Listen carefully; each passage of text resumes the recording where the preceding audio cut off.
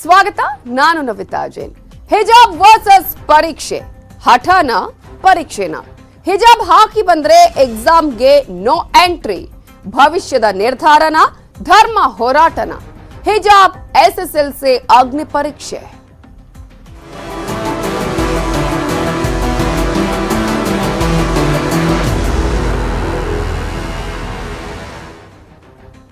ಇವತ್ತಿನಿಂದ ಎಸ್ಎಸ್ಎಲ್ಸಿ ಪರೀಕ್ಷೆ ಆರಂಭ ಆಗ್ತಾ ಇದ್ದು, ಹಿಜಾಬ್ ನೆರಳಲ್ಲೇ ಇವತ್ತಿನಿಂದ ಎಸ್ಎಸ್ಎಲ್ಸಿ ಎಕ್ಸಾಮ್ ಆರಂಭ ಆಗ್ತಾ ಇದೆ. ಕೊರೋನಾ ನಂತರದ ಪೂರ್ಣ ಪ್ರಮಾಣದ ಪರೀಕ್ಷೆ ಇವತ್ತು ನಡೀತಾ ಇದ್ದು, ಪರೀಕ್ಷೆಗೆ ರಾಜ್ಯದಾದ್ಯಂತ ಪರೀಕ್ಷಾ ಕೇಂದ್ರಗಳು ಈಗಾಗಲೇ ಸಿದ್ಧಗೊಂಡಿವೆ. ಎಸ್ಎಸ್ಎಲ್ಸಿ ಅಗ್ನಿ ಪರೀಕ್ಷೆಯನ್ನ ಇವತ್ತಿನಿಂದ ಮಕ್ಕಳು ಎದುರಿಸ್ತಾ ಇದ್ದಾರೆ. ಒಂದ್ ಕಡೆ ಹಿಜಾಬ್ ಗಲಾಟೆ ದೊಡ್ಡ ಮಟ್ಟದಲ್ಲಿ ಮಕ್ಕಳ ಮೇಲೆ ಪರಿಣಾಮವನ್ನ ಬೀರಿತ್ತು.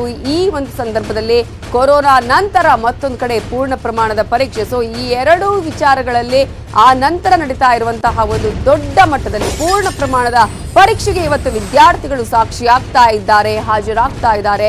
ಪರೀಕ್ಷೆಗೆ ಹಿಜಾಬ್ ನಿಷೇಧ, ಸಮವಸ್ತ್ರ ಕಡ್ಡಾಯವಾಗಿ ಪಾಲನೆ ಮಾಡಲೇಬೇಕು. ಹಿಜಾಬ್ ಹೋರಾಟದ ಹಿನ್ನೆಲೆ ಎಲ್ಲಾ ಕಡೆ ಅಲರ್ಟ್ ಅನ್ನ ಮಾಡಲಾಗಿದೆ. ಪರೀಕ್ಷಾ ಕೇಂದ್ರಗಳ ಸುತ್ತಮುತ್ತಲು 144 ಸೆಕ್ಷನ್ ಅನ್ನ ಹಾಕಲಾಗಿದೆ. 10:30ರಿಂದ 1:45ರವರೆಗೆ ಪ್ರಥಮ ಭಾಷೆಯ ಪರೀಕ್ಷೆ ಇವತ್ತು ನಡೆಯಲಿದ್ದು, ಪರೀಕ್ಷಾ ಕೇಂದ್ರದ 100 ಮೀಟರ್ ಸುತ್ತ ನಿಷೇಧಾಜ್ಞೆಯನ್ನು ಜಾರಿಗೊಳಿಸಲಾಗಿದೆ.